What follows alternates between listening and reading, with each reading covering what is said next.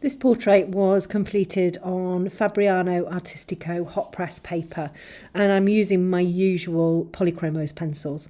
I'm starting here with a mixture of dark sepia and black. I like to use a mixture. We can get the really nice dark areas with the black, and then a little bit more texture and slightly lighter areas with that dark sepia. A really lovely neutral colour. You can see me wriggling my putty eraser around there. It's brilliant for just dabbing out those little tiny highlights and giving a soft finish, and then I can just touch up again with the black. I do tend to work on the outside of the eyes first. It enables me to get the size and the shape and everything like that correct. And the worst thing in the world is if you create your eye and you work on the inside of the eye first and get it all the wrong shape. I also find that when you just draw the iris, the actual eyeball, it can look a little bit strange. So that's why I tend to work on the outside of the eye first, so that I've got more context when I work on the inside. So I'm now starting to come into working on the pupil area. I tend to have a bit of a process when it comes to drawing eyes. I'm starting with the Polychromos dark indigo here for the pupil area. It's quite a small pupil. It's more of a slit than a circle.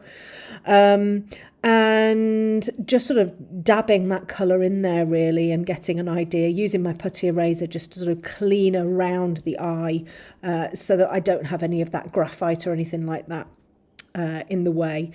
And then I start to think about what colours I'm going to use for the iris. I'm starting here with the Polychromos ivory, just putting a light layer over basically the whole eye, missing out that little catch light there, and just bring a little bit of a smudge out. You can see where I've just smudged out. I'm just about to get a little bit of green in there now, just smudging out that little bit to make it sort of slightly softer.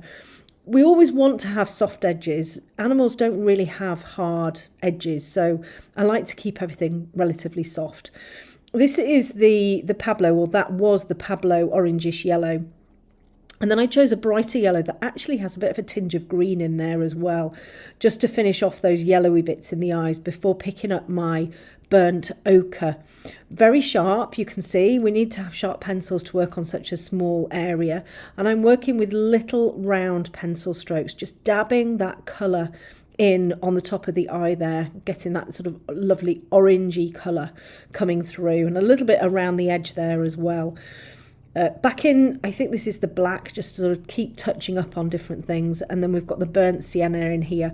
Now, I think I picked the burnt sienna up and then decided I needed something a little bit more ready. So switch to, I think it's a russet in a second, the russet Pablo. Again, sort of swapping, bringing a little bit of that dark sepia in there for the catchlight, a little bit of blue in there as well.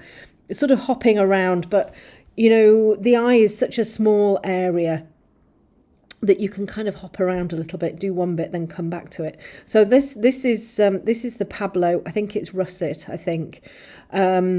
Just to give it a little bit, it wants to be browny, but it's got that sort of orangey tinge as well. And you can see it's a much lighter reddy brown than the burnt sienna. Now in here I'm starting to bring the shadow in, really important part of realism. We tend to think that catchlights are the things that make eyes look real, and actually the shadows are incredibly important too. So using the lighter colours like the white and the ivory just very gently over the top of those layers just to smooth and blend, and then I might just enhance some of those other areas, picking them out again to make them more vibrant. This is the museum aquarelle that I'm using here. I think it's a little bit damp just to get those lovely little bright white spots in, and the eye is finished.